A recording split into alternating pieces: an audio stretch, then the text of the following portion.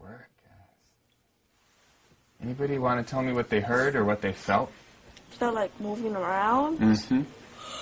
So your body like wanted to move? Yeah. And I'm happy because I controlled my body instead of moving around. Huh, isn't that cool? Did you guys hear what she said? She said she was happy that she was able to control her body instead of moving around. So it's interesting to know that you always have that choice. Sometimes you want to do something, maybe you get upset, you want to like push somebody or something. But what you were just saying is you're actually able to control it. You're able to feel the impulse. That word impulse, the word impulse means the feeling that you want to do something. But when you do mindfulness, you're able to feel it, and then you're able to see, oh, I have a choice. I can do that, or if I want, I don't have to. And it feels good to know that you have that choice, right?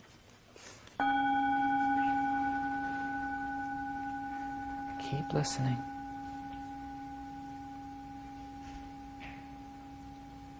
Raise your hand when you can't hear the sound anymore.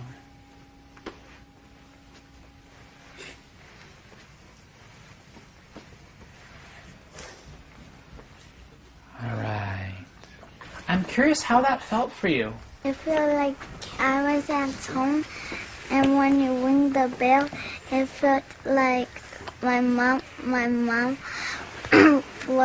was cooking. Does it feel happy? Does it feel sad? It feels happy because then we can eat. So when you did that, it made you think of those things and you felt happy? Yeah. Okay, great. So if this is a boat and it's floating along and it wants to stop and it drops its anchor and it lands into the earth and the boat starts to drift away, what happens? It's yanked back. It's yanked back. Yeah. Can it go very far? No. No. The anchor for the boat is like your breath. Your breath is the anchor for your mind. Did anybody notice you were thinking during those 2 minutes? Yeah. Yeah. This is very natural. Every time we do this, you might notice thinking. Sometimes you might not. Maybe you focused on your breath the whole time. But often, we're going to notice that we were thinking. And when we remember it, that's when our anchor pulls us back.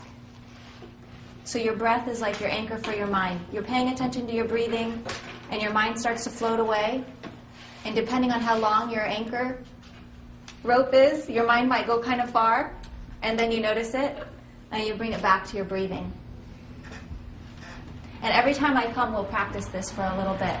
So right now, we're not actually talking about the raisins. We're just looking.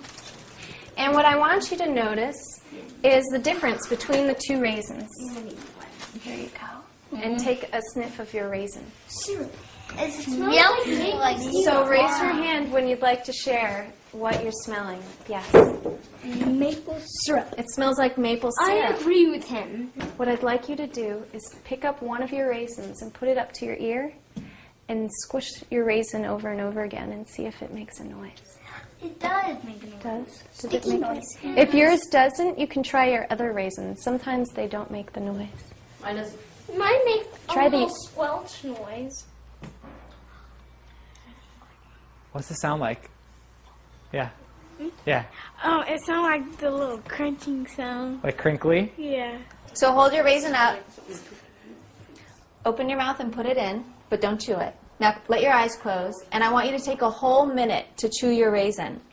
And while you're chewing it, notice how it changes from the beginning to the end. Where in your mouth are you chewing it? Well, when I bit it, it like split apart and it became sweeter and sweeter. Okay, so you notice So, it. yeah, it was kind of interesting. Yeah. Had you ever noticed that about a raisin before? Not really. Okay.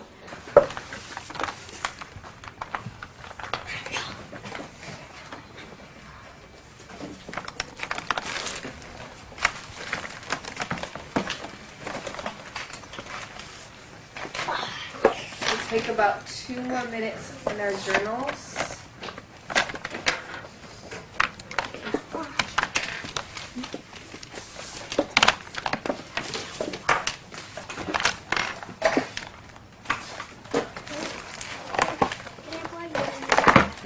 Do you ever use mindfulness when it's hard to fall asleep? Yeah. And what happens? What do? You lay in bed and you focus on your breathing? Yeah. And what happens? But then I go to sleep. Then you go to sleep? Yeah. Did you have an understanding of what she was learning?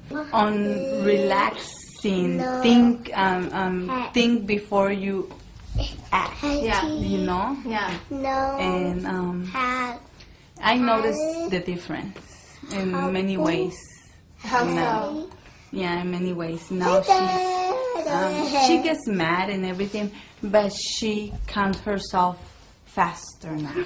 Huh. She found a way that she can actually be more calm. When before it was like a big drama all the time. Now, if the drama was like 30 minutes, now it can last just 10 minutes, and she would just relax. I've been using mindfulness. It helps me a lot of time. Just helps me get calmer, and it just makes me feel much more relaxed. And I can do my homework faster, more just focused on everything I'm doing and more aware of everything. Mindfulness does that. It gives you the space to think about how to respond to things differently. And many of them really liked having that space where they were just quiet and they can just be and not be pushed to be somewhere a certain time, demanded, required to be somewhere. It really worked for them. Mindfulness actually helps you relax and think about the problem and think about a solution to the problem and think about if you reacted in a negative way, what will be the solution to that or what will happen next. So it's definitely helped a lot. I don't think I've ever taught you guys about the vacuum cleaner breath, have I? The vacuum cleaner is when you breathe, being able to relax. If you're upset at your brother, if you're frustrated with an assignment, whatever it is, when we're frustrated, our body gets really tense. Let's try that for 1 second, ready?